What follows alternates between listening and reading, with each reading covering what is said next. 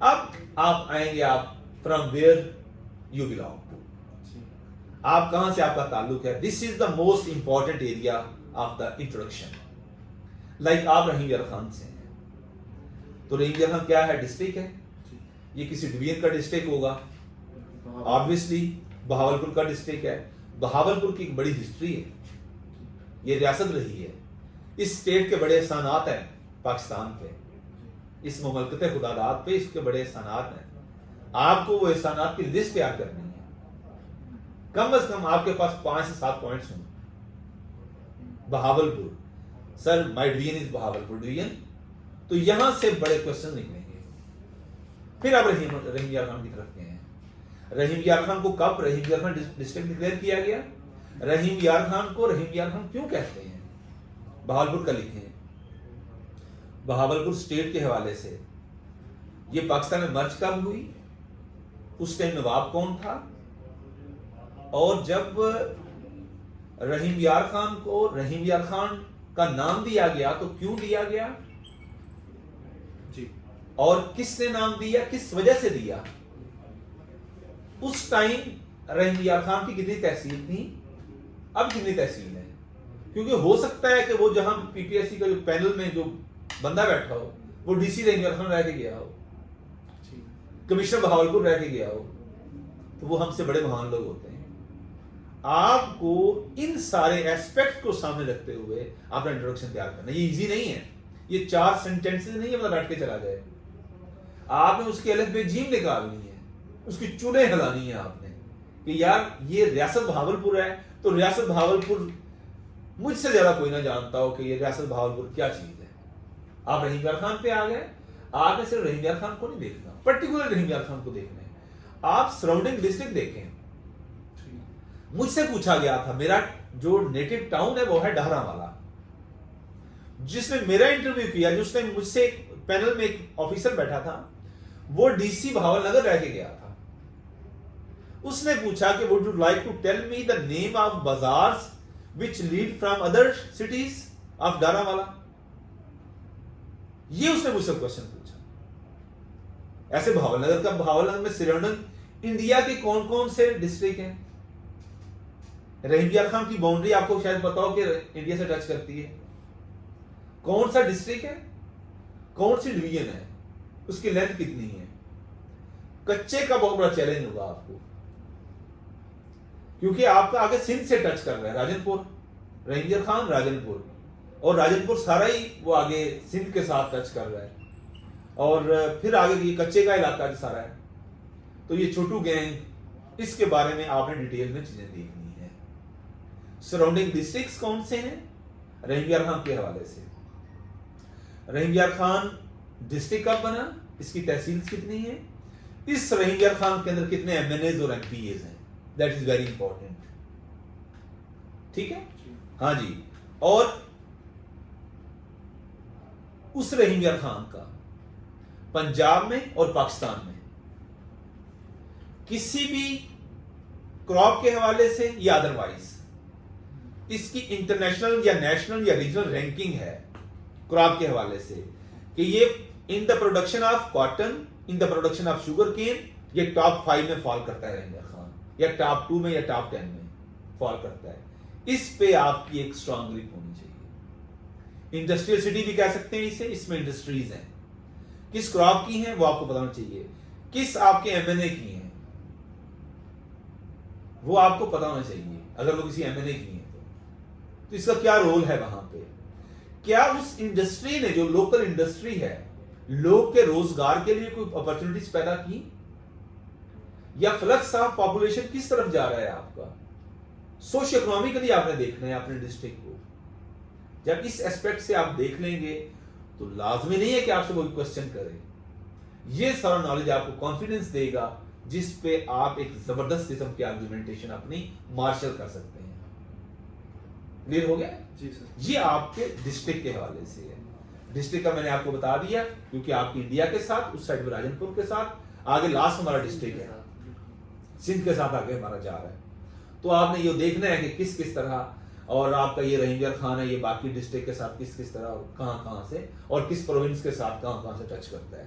MNS का मैंने आपको बता दिया, इंडस्ट्रीज का बता दिया, क्रॉप के हवाले से मैंने बता दिया, इंटरनेशनल, नेशनल या रीजनल रैंकिंग उसकी प्रोडक्शन के हवाले से, ठीक है। पॉपुलेशन कितनी है आपकी, आपका लिटरेसी रेट क्या है रंगिया खान का, उसकी रैंकिंग देखिएगा भावलपुर डिवीजन के अंदर।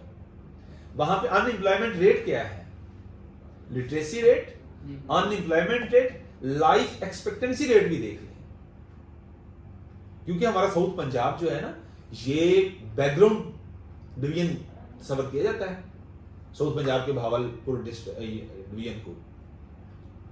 तो हमने जस्टिफाई करना है कि वहां पे ये इस किस्म का टैलेंट है। हाँ, कोई पोइट है आपका वहां पे सिडैकी के हवाले से, आपका यस फेमस पर्सनैलिटी, कोई पोइट आ जाए या तो कोई पॉलिटिशियन आ जाए, सेलिब्रिटी कोई आ जाए, राइटर आ जाए, हाँ जी, की पर्सन आ जाए किसी भी, यानी पोइट्री के हवाले से कोई आपकी वो सेलिब्रिटी हो, कोई आपका पॉलिटिशियन हो। कौन कौन से पॉलिटिशियन है वहां पे, बड़े इंपॉर्टेंट पॉलिटिशियन है आपके रंगिया खान में, बिल्कुल आपको पता है। तो उनका क्या रोल है वहां पे, यहाँ पे वडेरा सिस्टम है, उसको किस तरह उन्होंने काउंटर किया, क्या वो एजुकेशन को स्प्रेड होने में अपना रोल प्ले कर रहे हैं कि नहीं कर रहे, क्या वो हर्डल है या नहीं है।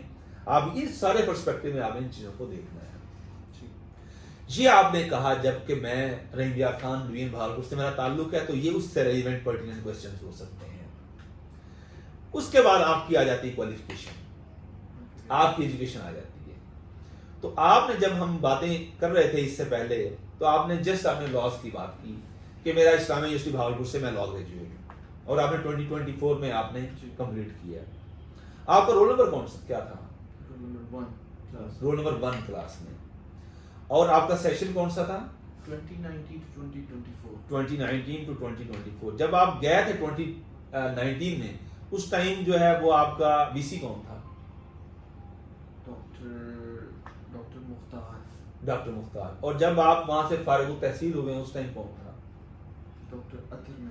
डॉक्टर अतर महबूब के बारे में बहुत कुछ लिखा गया और पढ़ा गया, और पर्टिकुलरली जब आईयूबी का ये स्कैंडल बना है, तो उस हवाले से आपका एक इंडिपेंडेंट ओपिनियन होना चाहिए।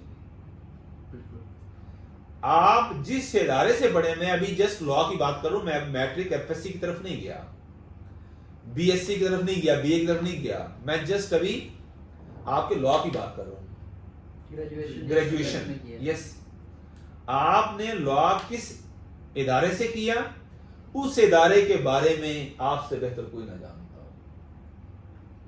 आईयूबी इस्लामिया यूनिवर्सिटी भावलपुर, क्या पहले कोई मदरसा था ये? क्या पहले कोई कॉलेज था? क्या शुरू से ही इसका नाम यूनिवर्सिटी के तौर पर रखा गया? इसकी बुनियाद कब किसने किसके दौर में रखी? इसका पहला वीसी कौन था? इसकी टोटल स्ट्रेंथ कितनी रही है? और फिर आप आ जाइएगा लॉ कॉलेज की तरफ, जो लॉ डिपार्टमेंट है उसकी तरफ आ जाइएगा। वो कब से इनिशिएट हुआ, कब से इसका ओरिजिन क्या है, कब से आगाज किया गया लॉ का। और उसके अलावा आप ये देखेंगे क्या आपकी जो ये मादरे इल्मी है इस्लामिया यूनिवर्सिटी भावलपुर, ये जिन जिन तनाज़ात का शिकार रही है उसमें सदाकत क्या है, और उसमें तकजीब का एलिमेंट कहां से पाया जाता है। आपका स्ट्रॉन्ग स्टैंस होना चाहिए। आप जो भी प्रो दें एंटी दें, लेकिन मुदल्लिल गुफ्तगू होनी चाहिए, एतमाद के साथ होनी चाहिए, और पता चले कि हाँ एक साउंड स्टेबल किस्म का ओपिनियन रखने वाला ये शख्स है। क्लियर हो गया आपके इदारे के बारे में? जी, इदारा आ गया। अब आपने बीए या बीएससी कहां से की? अगर इधर से की है तो ये कवर हो जाएगा आपका। एफए या एफएससी आपने कहां से की? मैट्रिक आपने कहां से किया? मैट्रिक में मेरा रोल नंबर पूछा गया था मुझसे। आपके मैट्रिक में कौन से सब्जेक्ट्स थे? आपके एफएससी में कौन से सब्जेक्ट्स थे? वो पूछते हैं, आपको पता होना चाहिए। आपके मार्क्स की परसेंटेज आपको पता होना चाहिए। लाइक मैंने मिसाल देता हूं, मेरे बीए में 75% मार्क्स हैं, तो आपको पता होना चाहिए कि मेरे 555 थे आउट ऑफ 100 एंड 100। क्लैरिटी के साथ जाएं। ये क्रीडेंशियल्स है आपके, आप क्रीडेंशियल्स का नहीं पता होगा तो किसको पता होगा? वो ये सपोज करते हैं, और हमें इस हवाले से तैयार होके जाना है। ये चीजें हो गई। आपने मैट्रिक एफए बीए कर लिया, आप लॉ भी कर लिया आपने। अब आपका कौन सा बैच है?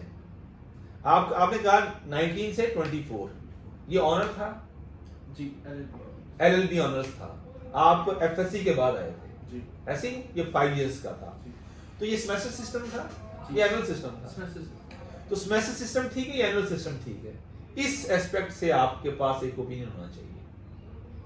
इंटरनेशनली रिकॉग्नाइज्ड और पॉपुलर कौन सा सिस्टम है, एनुअल सिस्टम है या सेमेस्टर सिस्टम है? फिर आपके पास सेमेस्टर सिस्टम के लूप होल्स क्या है? इसको अगर बेहतर कर लिया जाए, ऐसे कर लिया जाए तो इसमें और बेहतरी आ सकती है। ये आपने पॉइंट हर सूरत करना ही है, ये क्लियर हो जाएगा।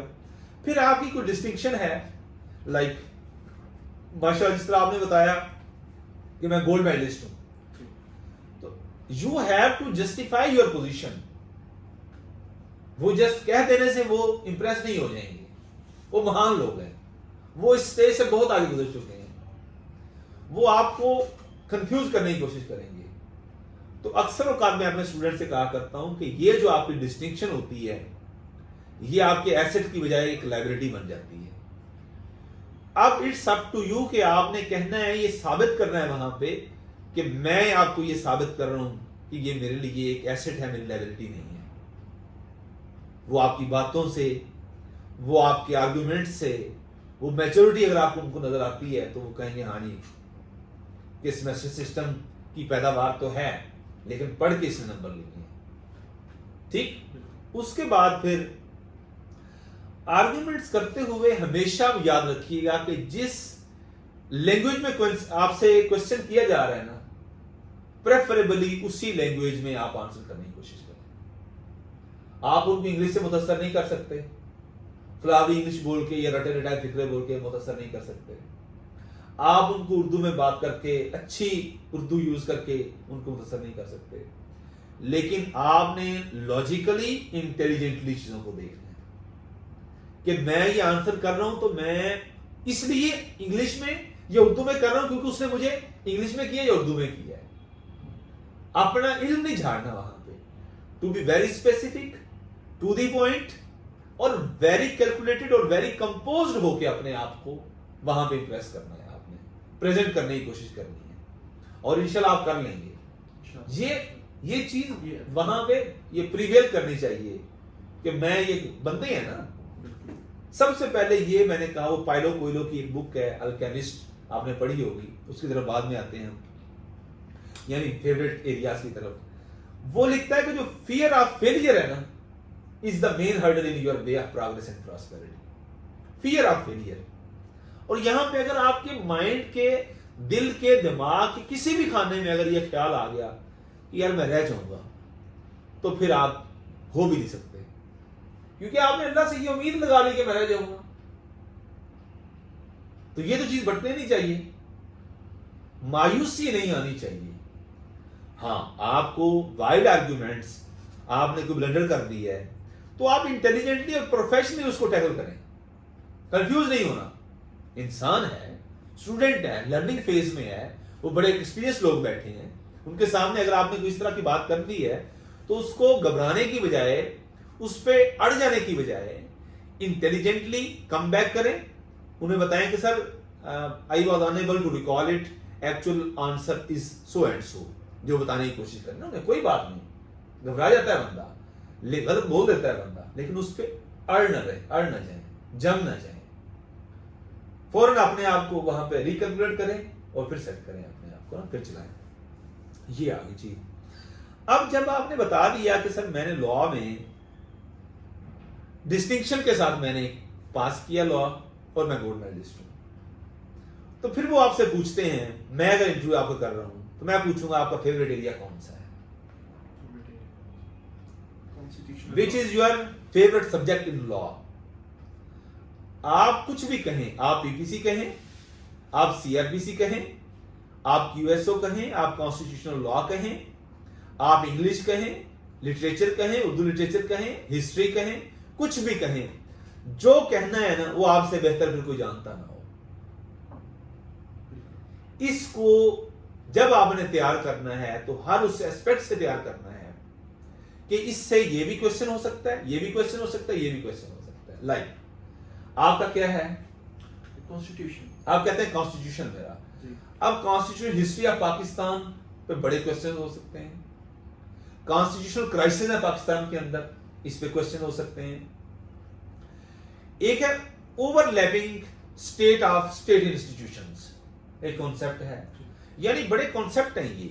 आपने, मेरा मशवरा होगा कि आप बीबीसी या सीआरपीसी की तरफ आए। कॉन्स्टिट्यूशन एक, हाँ गपशप यहां पे हो सकती है, आपको कॉन्स्टिट्यूशन के हवाले से फिर इंटरनेशनल ऑथर्स का पता हो, 2-4 बुक्स का पता हो कि सर ये कॉन्स्टिट्यूशन पे पाकिस्तान के 3 कॉन्स्टिट्यूशन है। अब कंपैरेटिवली आपने इंडिया के साथ फिर उसको भी देखना है कि इंडिया के अंदर तो 1950 में पहला कॉन्स्टिट्यूशन आ गया था, हमारा 56 में आया है, और हमारे 47 से 56 तक हमारे 7 पीएम जो है ना वो चेंज होते हैं। उस टाइम कौन सा कॉन्स्टिट्यूशन था, है ना? Government of India. हाँ जी, नहीं वो नहीं था, और था एक, Sir, जो भी था, बहरहाल गवर्नमेंट ऑफ इंडिया 1935 की बात करते हैं हम, तो वो किस शक्ल में हमने, किस नाम के साथ हमने अप्लाई किया हुआ था, वो क्या फैक्टर थे कि इंडिया के अंदर 1950 में कॉन्स्टिट्यूशन आ गया था और हमारा जो है ना 56 तक चला, और 56 में भी जो आया इतने सालों बाद उसको हमने चेंज कर दिया आगे 62 में आया, तो फिर हमने 73 में चेंज कर दिया, और जो हम 73 में बनाए उसमें भी आज तक डिबेट होती रही है।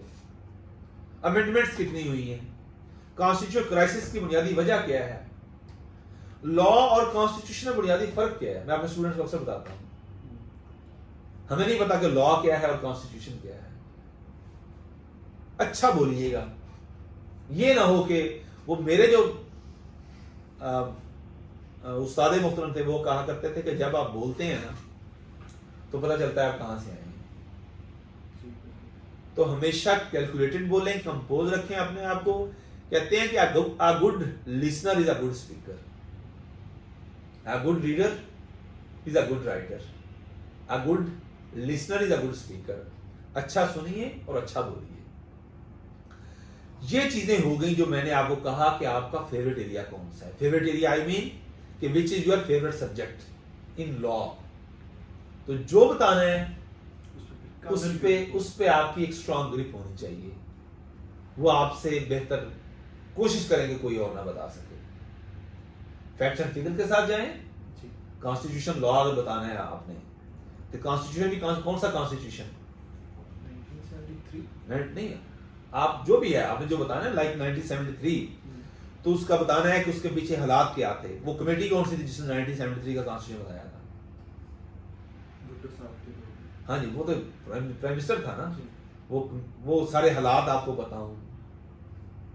मेरा point which I want to establish here वो ये है कि जो चीज आपने बतानी है कि ये मेरा फेवरेट सब्जेक्ट है, उसके डिफरेंट एंगल्स, डिफरेंट पर्सपेक्टिव्स को सामने रखते हुए जो मुमकिन सवालात हैं वो आपने पहले नोट करने हैं, पेन डाउन करने हैं। उसके बाद फिर आप मुझसे, इनसे जो भी आप समझते हैं कि ये एक काबिल अमल शख्स हो सकता है कि जिससे मैं डिस्कस करूं तो मुझे एक अच्छा ओपिनियन मिल जाएगा, तो उससे वो जरूर करें। तो ये आपको हम कहां तक ले आए हैं?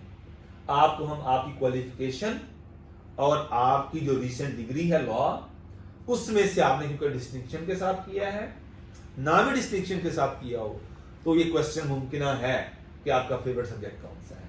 क्योंकि 3-4 मेजर सब्जेक्ट हैं, जिस तरह सीआरपीसी है, बीपीसी है, क्यूएसओ है, क्रिमिनल लॉ है, जनरल बात करें तो सिविल लॉ है, कॉन्स्टिट्यूशनल लॉ है। कॉन्स्टिट्यूशनल लॉ के अंदर बड़ी डिबेट हो सकती है, ये इसको आप हौला ना लीजिएगा। इंटरनेशनली, नेशनली, यस, हाँ, इंटरनेशनली, नेशनली, पाकिस्तान के पर्सपेक्टिव में वो तो आगे उसकी बाकी बड़ी माइन्यूट चीजें हैं ना। हाँ, तो आपको हालात वाकयात का, और एक है ना क्राइसिस है हमारे यहाँ, कॉन्स्टिट्यूशनल क्राइसिस, इसकी वजह क्या है, ये हल किस तरह हो सकता है, ये सारी चीजों के हवाले से आपके पास मुमकिन जवाब होने चाहिए। लूप होल्स और उन पे फिर आपका ओपिनियन, यस, ओपिनियन, सजेशन। हाँ जी। तो ये मैं आपको ले आया हूँ आपकी डिग्री के आखिरी साल तक। आपने डिग्री कंप्लीट कर ली, अब आप जिस पोस्ट के लिए, आप पहला ये चेक कर लीजिए कि जिस तरह आपने तो कहा 2024 मेरा लॉ कंप्लीट हुआ है, आपसे रेलिवेंट नहीं है। जो स्टूडेंट मुझे सुन रहे हैं और उनकी डिग्री कंप्लीट हुए रीजनेबल टाइम गुजर चुका है, तो यहाँ पे उनसे रेलिवेंट और पर्टिनेंट क्वेश्चन होता है कि 2020 में आपने डिग्री की लॉस्ट, उसके बाद आज तक आप क्या करते रहे, 21 में की क्या करते रहे हैं, वहां पे उसको ब्रिज करना है आपने, उसका आपके पास एक मुमकिन जवाब होना चाहिए। तो आप इस हवाले से आपको नहीं फेस करना पड़ेगा ये क्वेश्चन, और आपके लिए एक अच्छी बात है कि आपने जैसे ही डिग्री कंप्लीट की आप अपने आप को आपने ज़ाया नहीं किया, आपने अपने आप को मसरूफ रखते हुए आप माशाल्लाह आप एक क्लियर विजन के साथ आए हैं और आप जॉब की तरफ जा रहे हैं।